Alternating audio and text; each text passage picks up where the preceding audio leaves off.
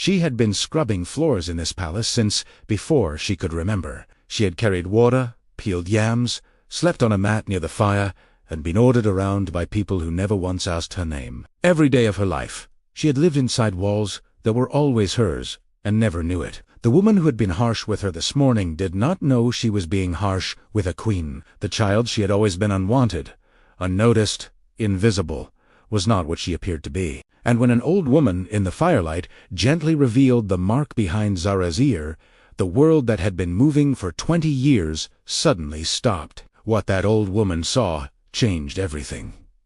It could not be explained away. It could not be a coincidence. It had been written in the ancient books, described in the mouths of grieving elders, whispered in the prayers of a king who believed his firstborn daughter was dead. Who was Zara, truly?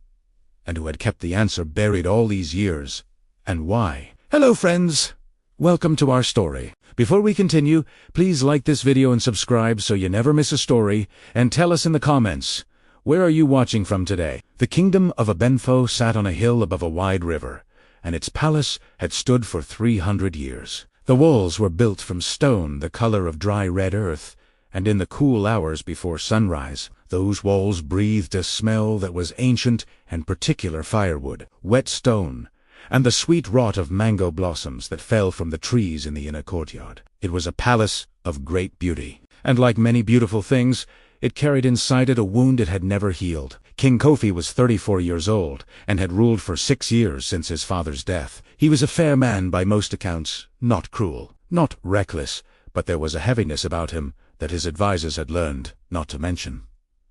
He moved through his duties like a man walking in rain. He fulfilled his obligations. He adjudicated disputes. He received foreign visitors with dignity. But those who served him longest knew he was a man with something unresolved living inside his chest. His mother, Queen Mother Adais, knew what it was. She had always known. 20 years ago, King Kofi's older sister, the firstborn princess, heir to the throne of Abenfo, had been stolen from this very palace. He had been 3 days old. The wet nurse had gone to the room at dawn and found the cradle empty and the window standing open. They searched. They called. They rode for 7 days in every direction. The baby was never found. The official story, the story that was given to the people, was that the princess had died. Fever, a quiet, private grief. The royal family had mourned and moved on. But Queen Mother Adais had never stopped looking. She had paid people to look. She had sent her own trusted messenger, old Kwabena, to ask questions in the outlying villages every year for 15 years. Nothing had come back, nothing that mattered. She had prayed. She had dreamed, and then, slowly, she had accepted. But the ache had never left her. You do not forget the weight of a grandchild placed in your arms for the first time. You do not forget the crescent mark behind the left ear, the one her own daughter had carried, the one described in the ancient lineage scrolls as the seal of Abenfo, the mark that every firstborn of the royal bloodline had carried for 6 generations. Now, far below the Queen Mother's chambers, in the back rooms of the palace kitchen, Zara was already awake. She woke before the birds. She had 2. Head cook Madame Constance, a sharp-tongued woman with cold eyes and a ring of keys that jangled. At her hip like a warning, expected the fires lit and the water pots filled before any other servants stirred. Zara was the first one working, and always the last one done. She was 20 years old, slight in build, with quiet, watchful eyes and hands already roughened from years of work. She owned 2 dresses, both faded. She slept on a mat she had mended herself 3 times, with strips torn from a ruined grain sack. She had no last name anyone acknowledged. She had arrived at the palace at the age of 4 or 5, brought by an old man from a distant village who said her parents were dead and that the palace needed kitchen children. No one remembered the old man. No one had thought to ask more questions. Children like Zara came to palaces like this and disappeared into the walls. That was how it had always been. What Zara did have was this. She was kind. Genuinely, stubbornly, unmistakably kind. The other kitchen workers had noticed it long ago and could not explain it. When Amara, the youngest kitchen helper, injured her hand while working, It was Zara who wrapped it with strips of her own good cloth. When the old groundskeeper lost his sandal to the mud in the rainy season, Zara repaired it overnight without being asked. She did not perform this kindness. She simply could not stop herself. It was as natural to her as breathing, and yet she was spoken to as though she were furniture. Madame Constance was particularly devoted to making Zara feel small. "You are slow," she would say, though Zara was never slow. "You have no grace," she would say, though Zara moved through the kitchen with the quiet efficiency of someone who had learned to take up as little space as possible. "You will never be anything more than what you are now," Madame Constance told her regularly, and with great satisfaction, as though she found in Zara's smallness some particular comfort for herself. Zara had heard this her whole life. She believed it the way we believe things told to us before we are old enough to question them. She believed it the way a bird in a cage believes that the cage is the sky. But something was wrong with this picture, and it had always been wrong. And it was this. Every person who passed Zara in the corridor felt something they could not name, a strangeness, a recognition, as though they had seen her somewhere important and could not quite recall where. Even Madame Constance felt it, though she would have swallowed her own keys before admitting it.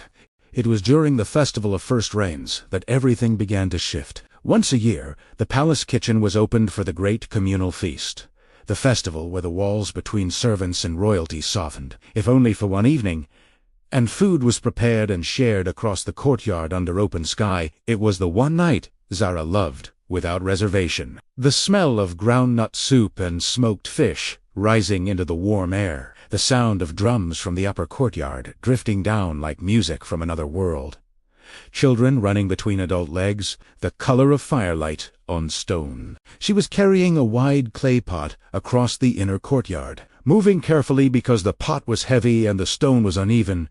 When it happened, she did not see Queen Mother Idaeus until she was almost upon her. The old woman had come down from her chambers, alone, unusually, because she was rarely without attendants, and she was sitting on the low stone bench beside the great fig tree, the one that had stood in this courtyard for longer than anyone could remember. She was watching the festival with the patient eyes of someone who has seen many festivals and knows that each one is both the same and not the same. Zara stopped. She lowered her head respectfully, as all servants did in the presence of royalty. "Forgive me, Queen Mother," she said softly. "I will take another way." "Stay," the old woman said. It was not a loud word, but it had the quality of a word that has never once needed to be repeated. Zara stayed. Queen Mother Idaeus looked at her for a long moment. The firelight moved across Zara's face. The old woman's gaze was not unkind. It was something more intense than kindness. It was searching, like someone reading a document they have been waiting 20 years to find. "Come here, child," the Queen Mother said. Zara crossed the courtyard and stood before her, pot still balanced in both hands, heart beating with the low anxiety that royalty always provoked in servants. The old woman reached out one hand, slowly, carefully, the way you reach toward something fragile, and with 2 fingers she moved the hair behind Zara's left ear. What she found there made her breath leave her body. Tirate was small, unmistakable, a crescent shape, the color of a pale moon against darker skin, curved behind the ear, like a question mark made flesh. The seal of a bent, described in the royal lineage scrolls, present on the firstborn of every royal generation for 6 generations without exception. On Zara's skin, time stopped. The world did not know it had stopped. The drums kept playing.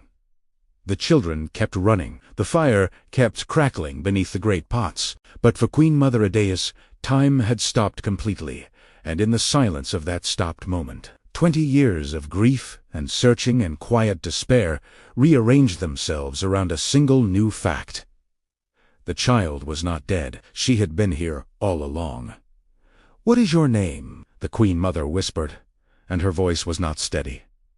"Zara, Queen Mother. I work in the kitchen." "How long have you worked here?" "Since I was small. I do not remember any other place." The old woman closed her eyes. When she opened them, they were bright with something that was not quite tears, something older and more complicated than tears. "Put down that pot," she said gently, "and come with me. There is something I must show you." Zara set the pot on the stone. She followed the Queen Mother across the courtyard, and not a single person watching thought anything of it, because who looks carefully at a servant following an old woman who pauses to wonder? But as they disappeared through the doorway that led to the royal quarter, one pair of eyes followed them. Madame Constance stood near the kitchen door, ring of keys still at her hip, watching with a face that had gone very carefully still. She had noticed the Queen Mother's hand behind the girl's ear.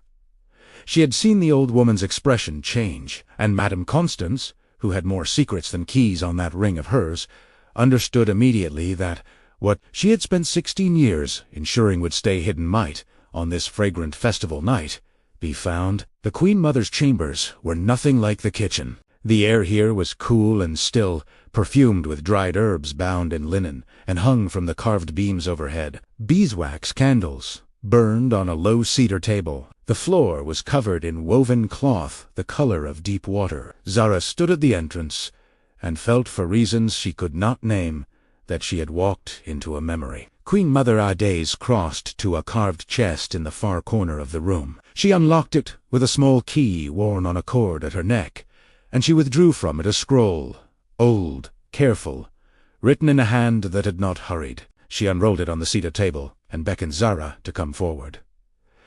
"Can you read?" the old woman asked. "A little," Zara said. "The old librarian taught me some letters when I was younger."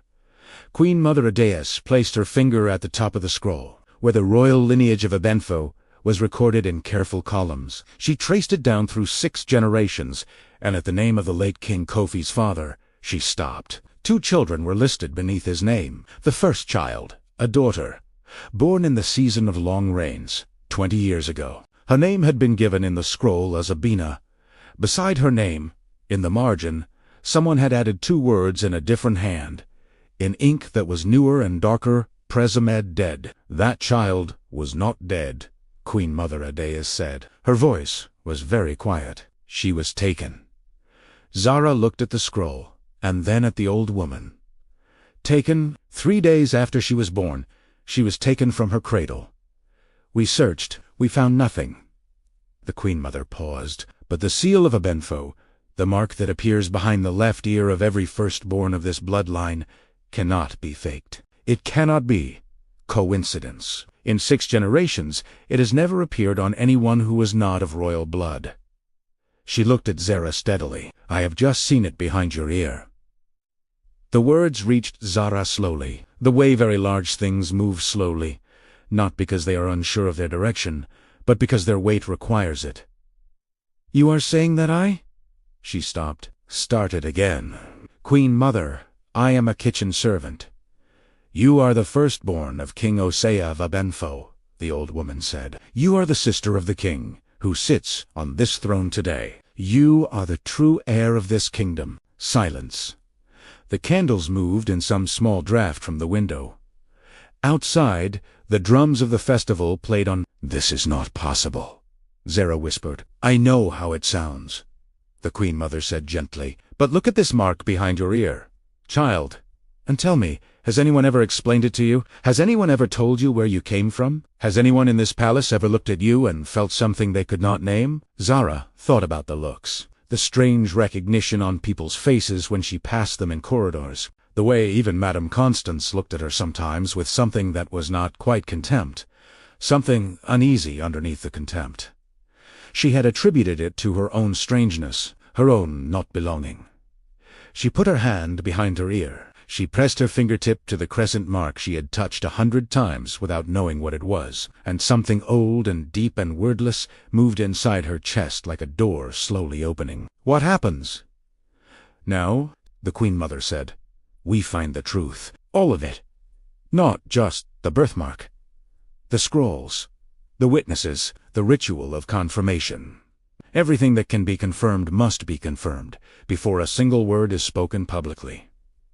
She looked at Zara with eyes that had seen 60 years of palace life. "Because when this comes out, and it must come out, there will be people in this palace who will not want it to be true. People who have something to lose."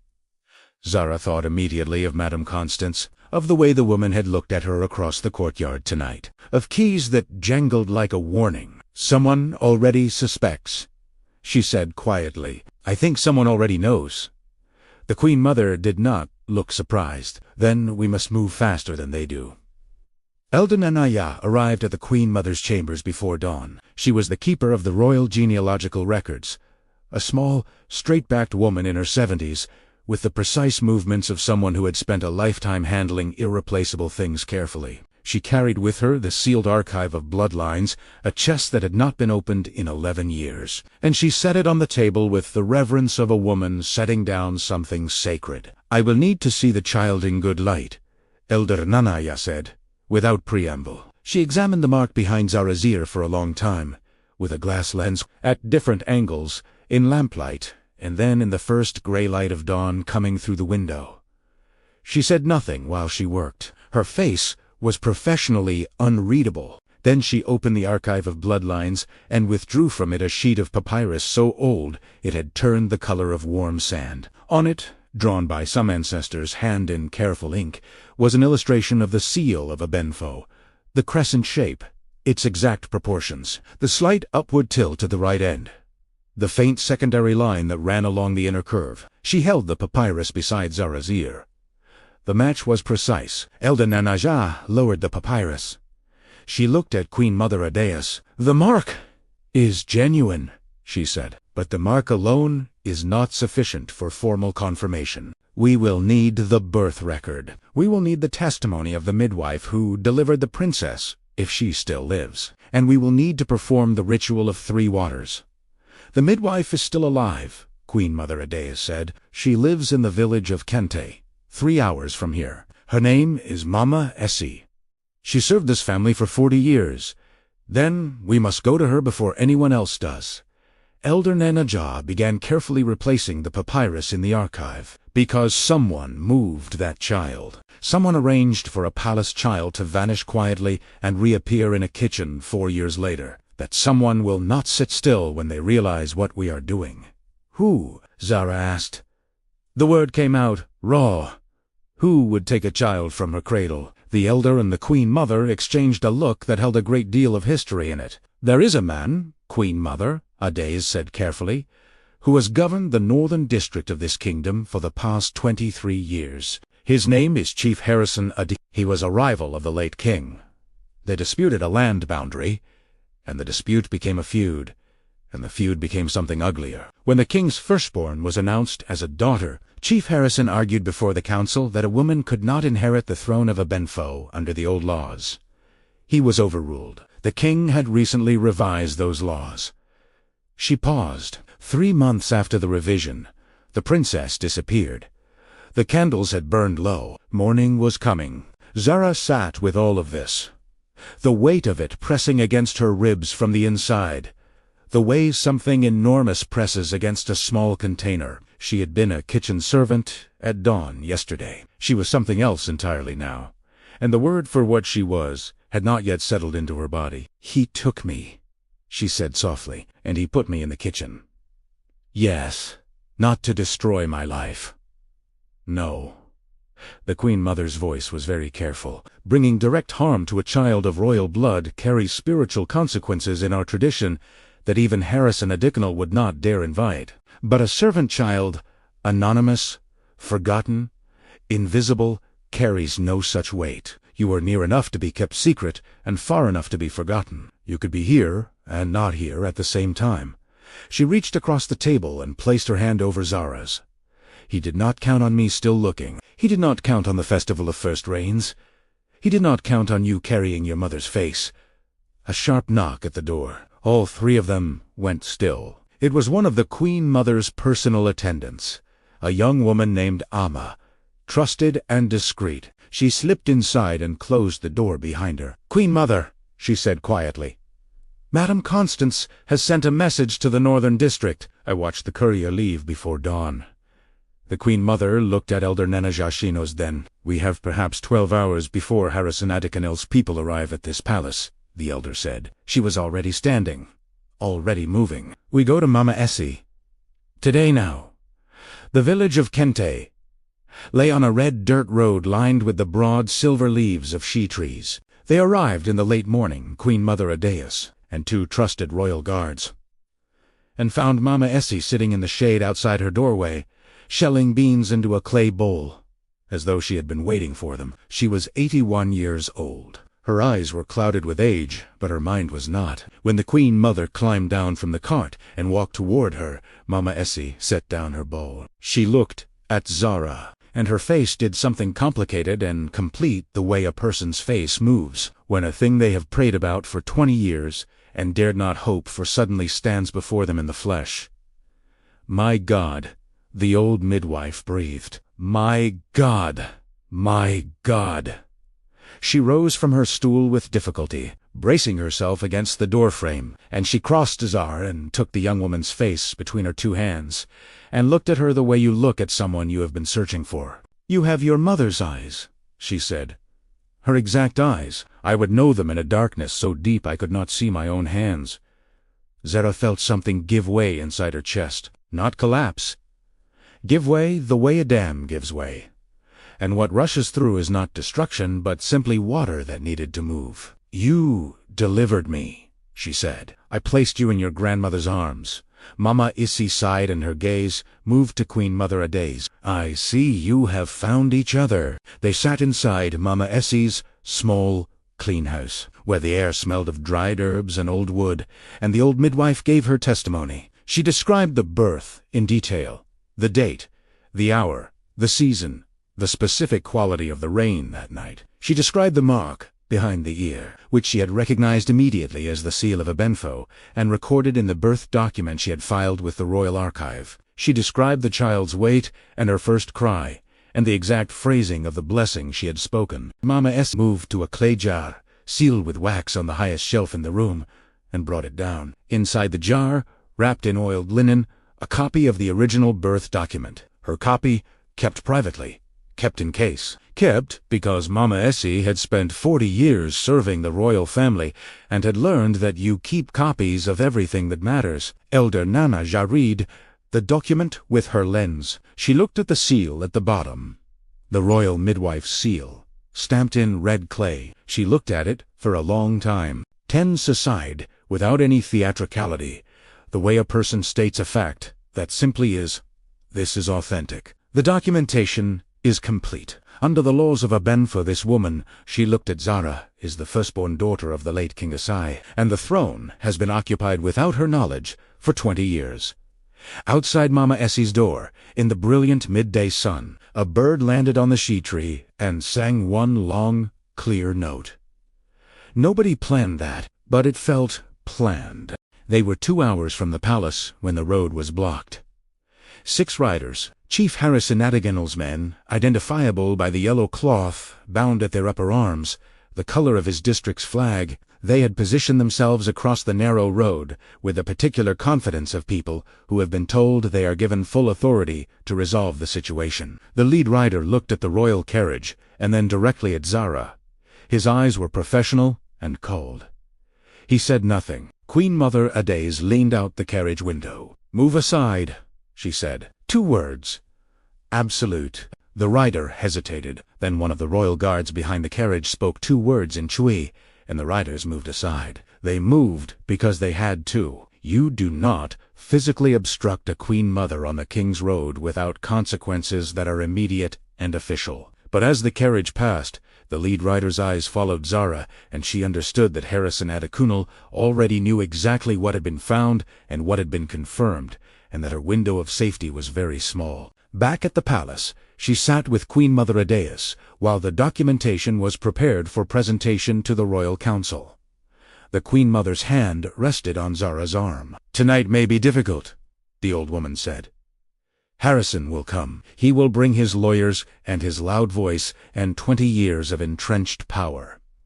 He will say the documents are forged. He will say you are an imposter. He will try to make this about politics. Then we make it about the truth," Zara said. The Queen Mother looked at her granddaughter, the word landing in her mind fully for the first time, and something in her face opened wide. "You sound like your mother," she said. She said things exactly like that. Exactly like that. But then came the complication they had not anticipated. King Kofi, Zara's own brother, who had not yet been told anything, had been informed by Madame Constance that a kitchen servant was making false claims of royal lineage. He had been told this before the Queen Mother could speak to him. He had been told specifically that this was likely a scheme organized by political enemies to destabilize the throne ahead of the dry season council meetings. Kofi was a fair man, but he was a suspicious one when it came to his throne, because 3 attempts had been made to destabilize his rule in 6 years, and all 3 had come wrapped in false legitimacy. He sent a message to his mother. "Hold the council presentation until I have investigated this matter myself." The Queen Mother read the message and felt the floor tilt slightly beneath her. Not fall. Tilt. Madame Constance had bought Harrison Atakunal. Perhaps 48 hours. Maybe less. But 48 hours in a palace with an angry chief and a suspicious king was more than enough time for things to go wrong in irreversible ways. Zara took the message from the Queen Mother's hands. She read it, and for the first time since the night of the festival, through all the revelations and the testimony, and the roadblock, and the fear, her hands shook. "He thinks I am lying," she said. "He thinks someone is lying." The Queen Mother corrected gently. "He does not yet know who. Then I will go to him myself." "Zara, he is my brother," she said. The word brother sat strangely and enormously in her mouth, the way a word does when you have never used it before and find it fits perfectly. "He deserves to hear this from me." The king received her in his meeting room, not the great throne hall, but the smaller, plainer room where he conducted private business, with its single wide window overlooking the river and its smell of ink and old paper. Madame Constance stood at the side of the room. Chief Harrison Atakunal, who had ridden through the night to arrive ahead of them, stood near the door with his arms folded and his face arranged into the expression of a man who expects to win. Zara stood before the king of Abenfo and did not lower her eyes. Kofi studied her. He was a handsome man with his father's jaw and a wariness around his eyes that had settled in too early. He looked at her the way he looked at all difficult things. Carefully, without commitment, waiting to be shown where the lie was. "You are a kitchen servant," he said. It was not unkind. It was a statement of fact. "I was raised as one," Zara said. "I did not choose it. And you claim to be my sister. I do not claim it. I carry your bloodline behind my ear. Your grandmother confirmed it. The royal archivist confirmed it. The midwife, who delivered me, confirmed it. With documentation she has kept for 20 years. Chief Harrison moved from his place near the door. "My king," he said smoothly, "this is precisely the kind of fabrication that you will wait." King Kofi sighed without looking at him. Harrison stopped. A small muscle in his jaw moved. "The birthmark can be faked," Harrison continued, more carefully. "The documentation can be forged. The old midwife is elderly, and perhaps confused. These things happen. Political enemies exploit the old and the credulous." Zara looked at Harrison Atakunal directly. He was a big man, not fat but wide, with the solid posture of someone accustomed to filling any room he entered. He was 60 years old, and had governed his northern district since before she was born, and in his eyes she saw something she recognized immediately, because she had grown up seeing a version of it in Madame Constance's eyes every morning, the certainty that he was above accountability, the absolute bone-deep conviction that the world would continue to arrange itself around his choices. "You took me from my cradle," Zara said. Harrison did not flinch. "I did no such thing. You arranged for it?" "This is slander from a kitchen girl with ambitions beyond her station." "My station," Zara said, "is the one you stole from me." She turned to King Kofi. "Ask him why he argued before the late king's council that a female heir could not inherit the throne. Ask him when that argument was made. Then look at the date. My disappearance was recorded. 3 months apart, Your Majesty. 3 months between the law that allowed me to inherit and the night someone came through a window." Kofi looked at Harrison. Harrison sighed. "The timing is coincidental. You sent a courier before dawn this morning," Zara continued, her voice steady and clear as river water. "When Madame Constance informed you that the Queen Mother had found something, you sent men to block the road from Kente village. Your men, in your colors, on the King's Road." She reached into the cloth at her waist and withdrew a folded document. Elder Nanaja had insisted she carry a copy. And Mama Essie has kept her copy of my birth record for 20 years, in a sealed jar, precisely because she knew that the day it was needed, someone would try to make the original disappear. She placed the document on the king's table. Silence moved through the room like weather. Kofi picked up the document. His face changed. Not dramatically, but the way a stone changes when water has been moving over it long enough. Something smoothed, something revealed underneath. He looked at Madame Constance. "How long have you known?" Madame Constance said nothing. Her keys made no sound. "How long?" he said again, and this time it was not a question seeking information. It was a sentence with weight behind it. I suspected only—" Madame Constance began. "You kept her in the kitchen," Zara said. "You knew what I was. You had been paid to keep me small and invisible, and too exhausted to ask questions about myself." She looked at the woman who had spoken to her as furniture for 16 years, and her voice did not shake. It was not anger in her voice. It was something that had moved past anger into clarity. "You told me every day of my life that I was nothing, that I would never be more than what I was. You said it so often you needed me to believe it. Because if I believed it, I would not look. I would not ask. I would not find." Madame Constance looked at the floor. Chief Harrison made one final attempt. He straightened to his full height. "A birthmark and an old woman's document are not sufficient proof of. Then you will have no objection." Queen Mother Adeus said from the doorway, and everyone in the room turned, because no one had heard her enter, and her voice had the quality of something that does not need to be raised to fill a space to the ritual of 3 waters, which Elder Nanaja is prepared to perform tonight, before the full royal council, where the result will be witnessed and recorded. She walked fully into the room and stood beside Zara, and placed her hand on the young woman's shoulder. "Unless, Harrison, you have a reason to object to our oldest ritual of lineage confirmation." Harrison's mouth opened, closed. There was no reason he could give. The ritual was ancient and unimpeachable. He had nothing. Kofi looked from Harrison to his mother, to the young woman standing before him, and something in his face shifted, until it became something that had not lived there in a very long time. "You have your mother's eyes?"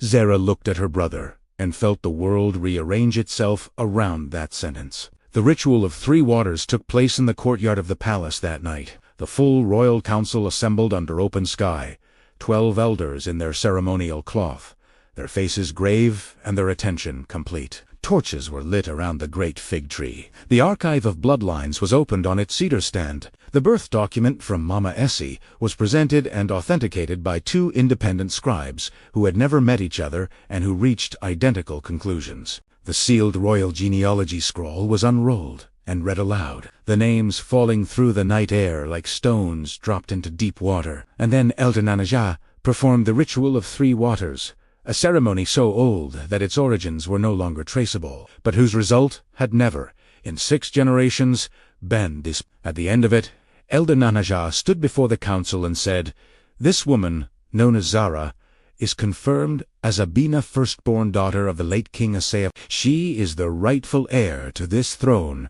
under the revised succession laws. The confirmation is complete and binding." The courtyard was completely silent, and then King Kofi, in the firelight, in front of the 12 elders and the assembled palace household, rose from his chair and walked to the woman who was his sister and went down on one knee. It was not required. There was no protocol for this moment. He did it because he wanted to, because 20 years of his sister's life had been taken by cruelty and calculation, and there was no protocol adequate to acknowledge that. But a brother's knee was something real. Zara looked down at her brother and felt something she had no word for, a feeling that was grief and joy at the same time, wound around each other so tightly they could not be separated. She thought of the mat she had slept on, the pot she had carried, the voice that had told her every morning that she was nothing. She thought of all the years she had lived inside her own story, without knowing what it was, and then she put her hand on her brother's shoulder. Gently, the way you touch something you have been separated from and feared you would never find. And she said, "Get up, brother. There is much work to do." Chief Harrison Adekunal was taken from the courtyard by the palace guards that same night. He was stripped of his governorship by order of the king before dawn. The case against him would go before the full Council of Kingdoms. His guilt in the mysterious disappearance of a royal child was a matter of law that would take months to fully adjudicate. But the outcome, everyone understood, was not uncertain. He had governed through intimidation and false power for 23 years. He left the palace in the back of a wagon with his hands bound and his yellow cloth folded on the seat beside him, because no one permitted him to wear it anymore. Madame Constance was removed from her position that same night. She sat in the small room they placed her in, and said nothing for a very long time. Whatever arrangement she had made with Harrison, Adekunle, whatever payment had bought her silence, and her cruelty across all those years, it had purchased her this room, and this silence, and this end. She had the keys taken from her hip, and the sound of their absence was the loudest thing in that room. Zara stood in the inner courtyard after it was done, after the council had dispersed, and the torches had burned low, and the great fig tree stood dark and still above her. The night air smelled of wood smoke, and the first suggestion of coming rain. She had arrived at this palace as someone else's secret. She stood in it now as herself.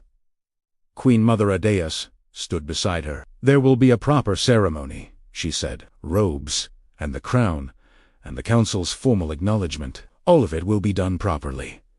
"I know," Zara said, "but right now I just want to stand here for a moment." "Then stand," the old woman said, and she stood beside her. The woman who had been told she was nothing now stood in the courtyard of her father's house, and above her the same stars that had always been above her burned in the same sky. And nothing about the sky had changed, and everything about what was beneath it had changed completely. The truth that cruelty buries does not die. It waits. It waits with the patience of deep water, and when the time comes, it rises. 12 months have passed. When the rains came again, they came the way they always do. First as a smell in the air, then as the real thing, warm and full and smelling of red earth. And in the palace of Abenfo, on the anniversary of the festival of first rains, the kingdom gathered again in the inner courtyard. Only this year, the courtyard had been prepared differently. The great fig tree was hung with cloth in deep gold and green, the royal colors. Long tables were covered with food prepared by kitchen staff who now worked under a new head cook, a patient and even-tempered woman from the valley named Mom Sarua, who had never once told anyone they were nothing. Children ran between adult legs, the way children always do at feasts, and the drums played from the upper courtyard, and the smell of groundnut soup and wood smoke and festival perfume rose into the evening air. At the center of the courtyard, in a carved chair that had been made specifically for her no-borrowed throne, no hand-me-down seat, but a new thing built to fit her exactly, sat Queen Abina of Aben. She wore robes of gold that had been cut and sewn by the royal tailor in the weeks after her confirmation, and the crescent mark behind her ear, the mark she had touched 100 times in confusion throughout her life, now sat in the open air of a woman who no longer needed to hide what she was. Her brother, King Kofi, sat beside her. They had spent the year learning each other slowly, not rushing, not pretending that 20 years of absence could be reconstructed overnight. They had eaten together. They had argued, once, about a council decision, and then reconciled the following morning over tea on the palace steps. They were still learning the shape of the word sibling and how it sat in their mouths and their chests and their daily lives. It was not a simple thing, recovering a family you were kept from. But simple was not the only kind of real. Young Amara, Zara's friend from the kitchen, the girl whose burned hand she had wrapped with her own cloth, now attended the queen as her personal aide. It had been Zara's first official appointment, and she had made it without consulting anyone, because some things do not require consultation. Amara wore a new dress every day, and had been enrolled in the palace school, and when she was confused or overwhelmed, she could always find the queen's hand on her shoulder, and the queen's voice saying, "You are not here by accident. You are exactly where you belong." Chief Harrison Adekunle had been tried before the Council of Kingdoms. The judgment took 4 months, and the evidence was exhaustive, and at the end of it he was stripped of all land, title, and governance permanently. He was not imprisoned. The council, in its age-old wisdom, chose a different consequence. He was sent to live in the village where Zara had been delivered as a 4-year-old kitchen child. He lived there now in a modest house, and ate what his neighbors chose to share with him, which was sometimes a great deal, and sometimes very little, depending on the day and the neighbor. he had grown quiet. Whether the quiet was genuine transformation, or simply the silence of a man whose weapons had been taken from him, the village had not yet decided. Mama Essie had been given a room in the palace for the rest of her life. She sat now in the courtyard in a good chair with a good cup of palm wine, and watched the festival with the eyes of a woman who has waited a long time for something right to happen and has finally seen it. Elder Naneja continued her work as keeper of the genealogical records. She had requested, and been granted, additional staff and better lighting, and a new cedar chest for the archive.